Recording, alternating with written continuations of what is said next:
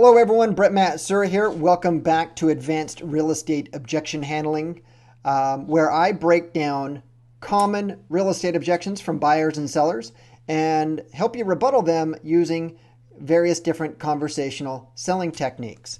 Now, if you like this video, or if you're in real estate and you're in the business of rebuttaling various different objections and you gain value from this, please subscribe to this channel and click the little bell down below to actually be alerted of new videos that come through. I do record these fairly often, so it's here to help you rebuttal your objections. So moving on into what we're going to be covering today. So in today's video, I'm going to be going over the objections number 14 and 15 of the Mike Ferry 40 real estate objections using conversational techniques. Now, if you go back into the history of my channel, I have them all the way up from 1 through 13. So you can go through the history and actually see how those are rebutted. If you want to download the original Mike Ferry document, he has those available. Just go down to mikeferry.com, choose resources, and you can download a bunch of his objection handlers and scripts and such to use.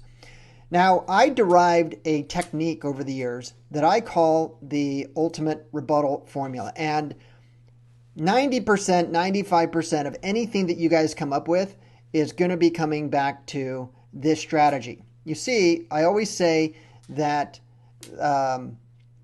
the fundamentals of scripts, dialogues, objection handling are words, but it's the way that you put those words together is what makes it work. It's kind of like the martial arts. So you have techniques. You're never going to use those traditional techniques in an actual real defense situation or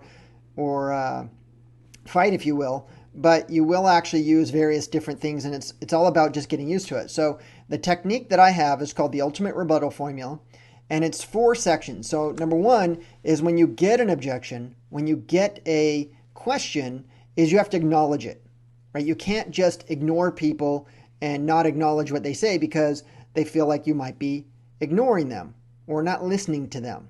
And you don't want that to happen, especially if you're the salesperson actually going after some business. So you're going to acknowledge what they say, and then you're going to make them right. You're going to approve.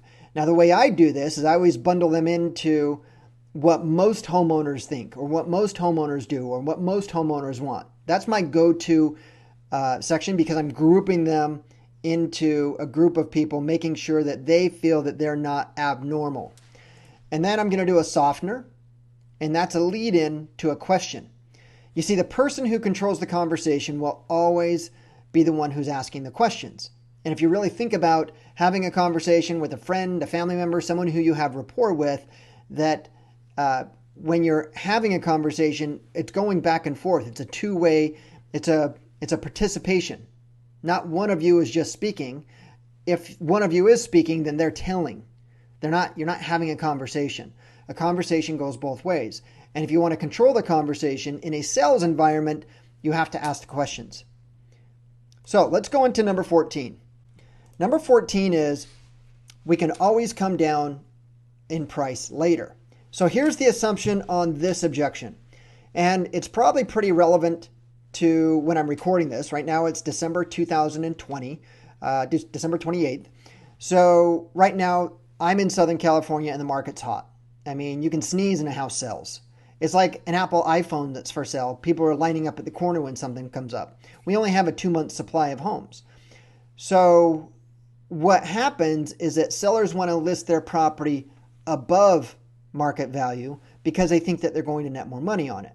Now, this is a common objection or a common statement. It's not necessarily an objection. They're just saying, hey, I want to list at this price because we can always come down later, right? Which is that's not false. You can always reduce the price. You can always go up in price.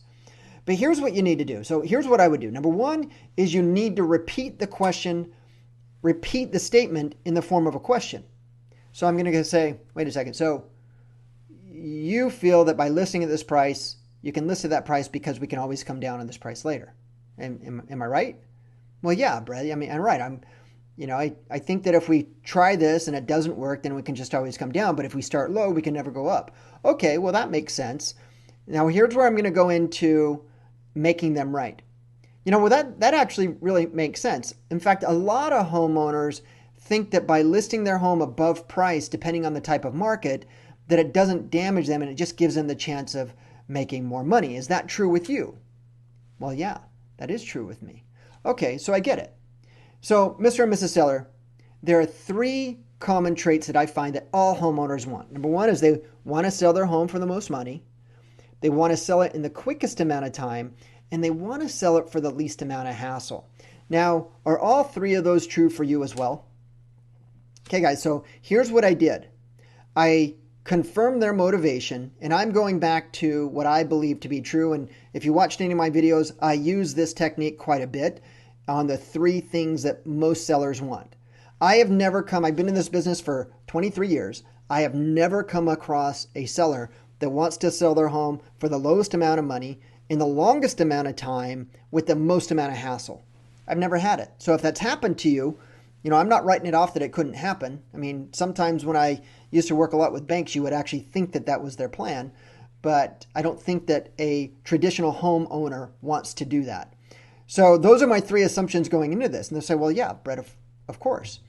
Well, can you see a problem with trying to list your home more than what the property is worth? So I asked them the question. You see, if I tell them the answer, I'm telling them, I'm not selling them. And you can't change a person's belief or their position, only they can. And the only way that you can get them to change their belief is them walking through your logic in their head. And the only way that you can do that is by asking questions. So when I say, well, can you see any problem about listing the property overpriced right out of the gate? Well, I don't see any problem. I think that I could just probably net more money because, as one of my goals is to net the most money. Absolutely. And you also want to sell it in the quickest amount of time with the least amount of hassle, right? Well, absolutely, I do. Okay. So did you know, Mr. and Mrs. Seller, did you know that the best time, the most activity that you get on the market is your first 2 or 3 weeks on the market? Did you know that? Well, no, but it kind of makes sense. Yeah, there are people out there right now looking for a home like yours. And do you think that all of them or most of them who have to get a loan, they have a budget for buying a home? Well, yeah, I do think they have a budget for buying a home.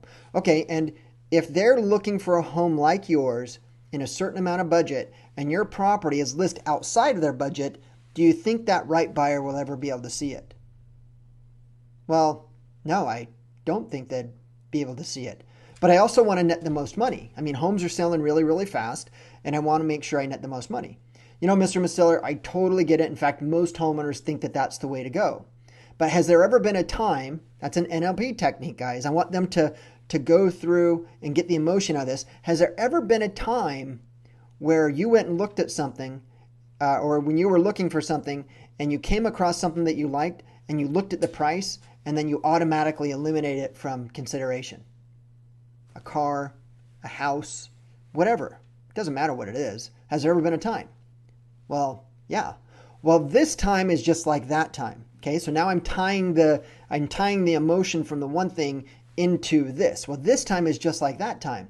You see, if you list your home overpriced, we're going to eliminate a lot of the best buyers from the house, which means that you're probably not going to sell it for the highest price possible, and it's likely that you're going to sell it not in the fastest amount of time either, which means it's going to have the most amount of hassle. Now, you don't want that, right? No, I don't.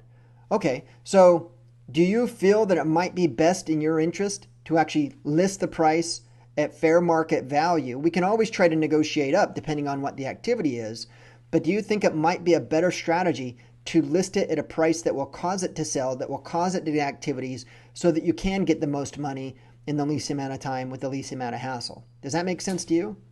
Well, yeah, Brett, seeing how you put it that way, then I think that we should go with your route. Okay. Now, guys, here's the thing. A conversation is not always about getting them to believe you. A conversation is about getting them to understand the point of view that you're trying to present, but having them come to their own conclusions.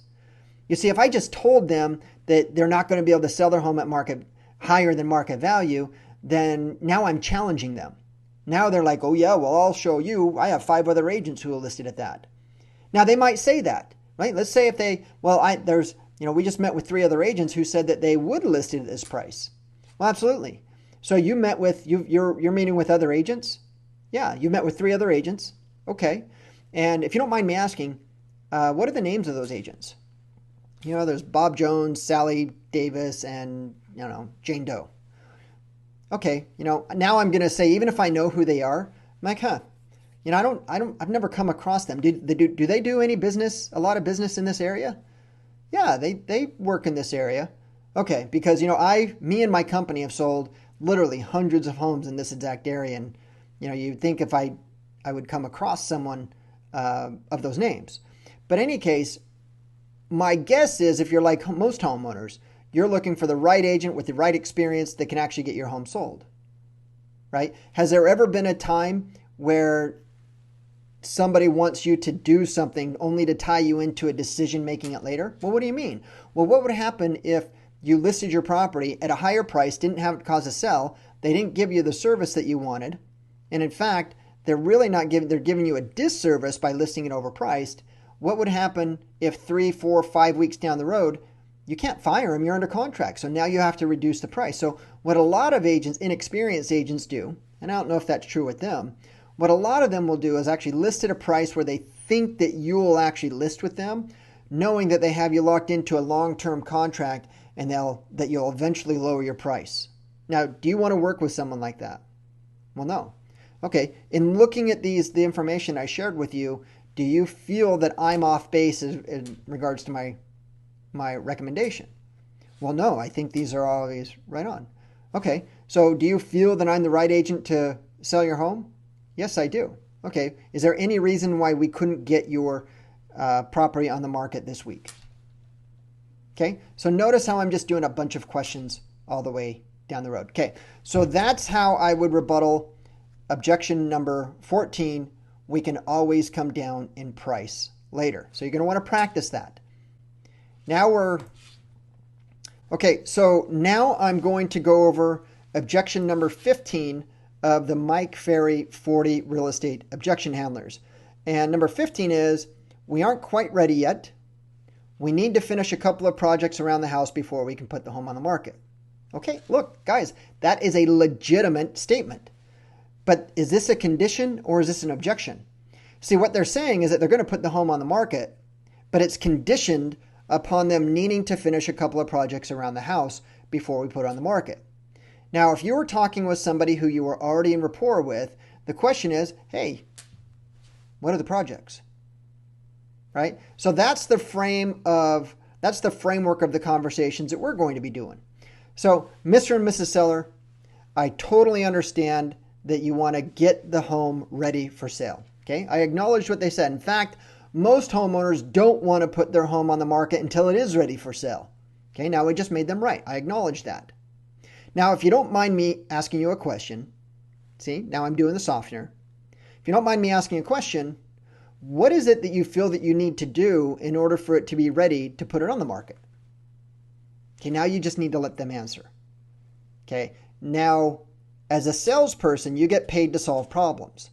Now they're telling you right out of the gate that they need to get the home ready before they put it on the market. So your question is, hey, I totally get it. What is it that you need to do? Well, we need to get a fresh coat of paint on it. We need to, mow the lawn. We need to, fix the toilet. If these are all minor things, make sure you're writing a list on it. Okay, so you need to do this, you need to do this, you need to do this. Mr. and Mrs. Seller, have you given yourself a timeline to do this? Well, no, we haven't really made it. We've been pretty busy. We both work full time, yada, yada, yada. Okay, you both work time, so it's really hard to actually find time to actually get these things done given your other commitments, right? Absolutely. Okay, so if there was a way that I could have someone come in here and just knock out these three major issues, is there anything else that would stop you from getting this home on the market right now? Well, no, if we can get those three things, but how much is that going to cost? That's a really great question. And guys, I'm not going to go down that road, right? That's up to you on whether or not, if you wanted to pay for it, if you wanted to reimburse them, if they were going to pay for it, however. But the key here is when it says that we aren't quite ready yet to get it listed, and we need to finish a couple of projects around the house before we put it on the market, that's legitimate. You just need to find out, say, look, just ask them. that totally makes sense. You don't want to put a home that's not ready. In fact, most homeowners, they want to make sure that their home is in good condition and shows well before they put it on the market. But if you don't mind me asking, what is it specifically that you feel that you need to do in order to get the home listed? Well, I need to paint this room. Okay, well, the room is white. What color do you think that you were going to paint it? Well, I think I'm going to paint it pink. Okay, that's interesting. What is it about painting it pink that makes you feel that you're going to be able to sell your home faster than if it was staying white? Okay, that's just an example. But let's say that it's a white room and they just want to put a fresh coat of paint on it. Okay, Mr. and Mrs. Seller, look, I've seen that room, and to me, it's not necessarily the paint. I think that we could probably move some things around to actually make it look more inviting. But how much more time and how much money do you think that you'll net by putting that time and effort into painting that room? Well, what do you mean? Well, if you're going to put in a lot of time and a lot of money into doing that, and it's not going to net you anything, and it's not going to help you sell it any much faster than what it is, do you think it might not be worth putting in that extra time? Well, you think so? Yeah, I think so. So if I could if I could bring in somebody that could take all these different items and we can just get it handled within the next 3 or 4 days, is there any reason why we wouldn't be able to put this on the market this time next week? Okay, so that's how I do it. That's how I would do number 15. That's how I would do, we aren't quite ready yet. We need to finish a couple of projects around the house before we put it on the market. So guys, that's it for this training. Thanks for watching. So again, if you'd like to be notified of future upcoming trainings, objection handling training, other types of real estate related training, click the subscribe button and click the bell to be notified when they come out. Other than that, thank you for watching, and I'll catch you in the next video. Bye.